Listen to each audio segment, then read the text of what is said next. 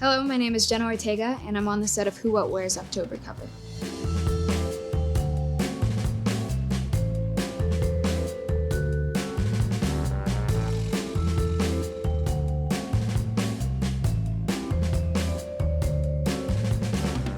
My earliest memory of Wednesday Addams. I'm not sure. I feel like I was getting ready for a soccer game once, and I put my hair in 2 braids before my game, and somebody told me that I looked like Wednesday Addams. And I didn't really know what that reference was. All I knew is she was that girl that people would dress up for as Halloween sometimes. And then I don't think I actually saw the films till I was about 8 or 9, and I was obsessed. The previous performances of Wednesday Addams, what I appreciate about them so much is that they've all been so different, and that was really exciting for me. I know that going into the project, I looked at comic strips, I watched the series with Lisa Loring, I watched the movies with Christina. It's hard because she's been done so flawlessly in the past. You know, I grew up with Christina Riccia's performance as Wednesday, and that's something that I always resonated with. It was really, really critical and crucial to me that I wasn't ripping anybody off. So I kind of took the aspects that I appreciated about both performances. Lisa had this just pure happiness and excitement and joy when it came to torture and awful, horrifying things. And Christina, script-wise, my Wednesday was definitely written more reminiscent of hers. So the deadpan tone, the sarcasm, that was all there. But I also wanted it to be a version of the character a bit more similar to me, which can be a little bit more awkward at times. But Wednesday herself has always been cool, always been confident. And the awkwardness doesn't come from there, but just genuine disinterest in interacting or engaging with something that doesn't kind of ignite some sort of passion in her and drive.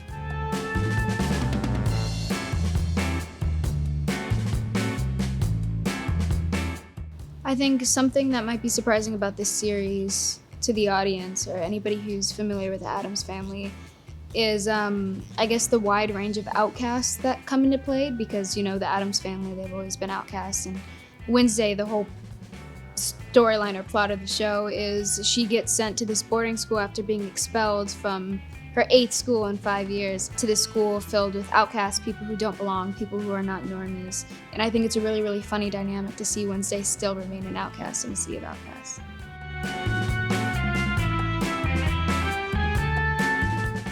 Creating Wednesday's signature look for the show was kind of an interesting one. I remember I went to London and we had a fitting with Colleen Atwood and Tim. Colleen obviously is so amazing. It's incredible to see her put wardrobe together because it's, she adds 3 buttons and takes a look that was already perfectly wonderful and amazing and makes it that much more wonderful and amazing. But I know that Tim, it was really, really important to him that there was something about Wednesday face, head-wise, that was different. So I remember we tried a bunch of different hairstyles. At some point she had a gray streak in her hair. We tried really short braids, really long braids, medium-sized braids, different colors, bangs, no bangs, and I remember they were putting these clip-on bangs on my head, and Tim was telling the hairdresser at the time, there's something about it that's off. I like what we're doing, but it doesn't look natural for some reason. And I think it was because he couldn't get over the actual clip. So I told the hairdresser, I said, do you want to just cut my bangs? He's like, are you sure? It's just a fitting. And I was like, I have time to grow them out if he doesn't like them, just cut them and see what happens. And then he cut them, and then he really liked them.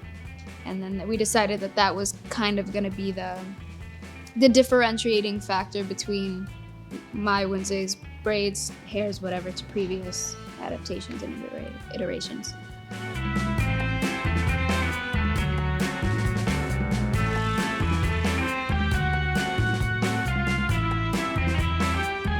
My favorite Tim Burton project.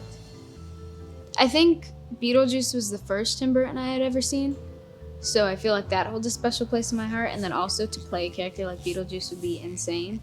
Yeah, it's just a lot of fun. I think that's my most favorite one. It fits his aesthetic best. I like how they went with the really tacky, over-the-top animation when you go to the underworld. There was something about it that just felt so lighthearted but still grim, kind of haunting in a sense, and it was the perfect movie for me when I saw it for the first time.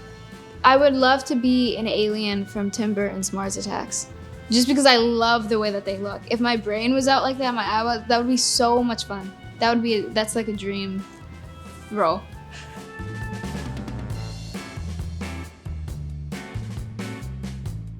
The most iconic Scream Queen, I feel like I have a lot of love and respect for Neve Campbell. I might be a little biased because the whole Scream franchise thing. She's so talented, the coolest, and then also Scream is one of the biggest franchises. But I feel like Jamie Lee Curtis is also up there just because I feel like Halloween might even be a slightly bigger franchise. She did the series after. She's like always embraced that side of herself. So I feel like those are definitely two of the names that first come to mind when I hear of Scream Queen.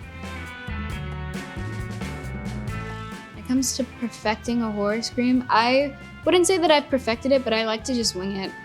I don't rehearse. I think because I've done it so much at this point now, it just kind of comes naturally. You know when to save the screams for your coverage, and you know when to, do them for the wides.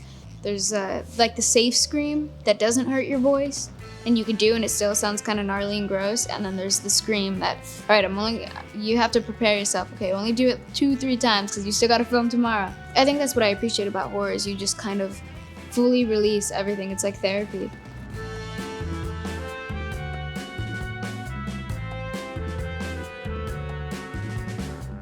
If I weren't acting as a profession, something that I've been considering recently is becoming a composer.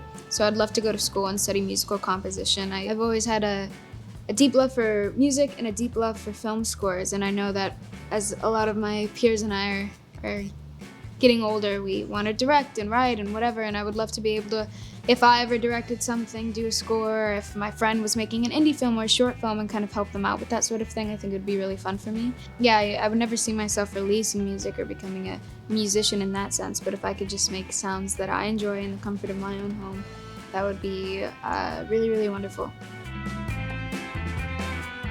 The characters that I play have a touch of my own personality, but I try to make them as different as possible if I can. Veda from The Fallout, her style was unlike anybody else that I'd ever played, and I loved how distinct and specific it was to her.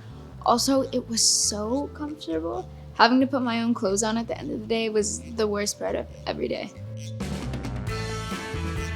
3 items on rotation right now. I've got the sweetest pair of Converse in the world that I've had for about 2 years. They've been through the Romanian winter, New Zealand summer, LA, Boston, I don't know, they've just kind of been everywhere with me. And I have drawings from friends on them. My mom absolutely hates them and has been begging me to put on a new pair of shoes. And I will eventually, but I feel like at this point I'm emotionally attached to these Converse now. This is gonna be kind of random, but I wrapped this project called Finest Kind, and they gave us set t-shirts from them, and set t-shirts, wrap gifts are always the most comfortable thing ever. So I wear this Finest Kind t-shirt around, like I'll wear it to the gym, I wear it when I go to bed. I'm notorious for having headphones on at all times. My wired ones just broke, which is a bit upsetting, but I have these sweet, sweet headphones that have the best sound in the world. I can't hear anything else. Sony MX 1004s, I think is what their name is.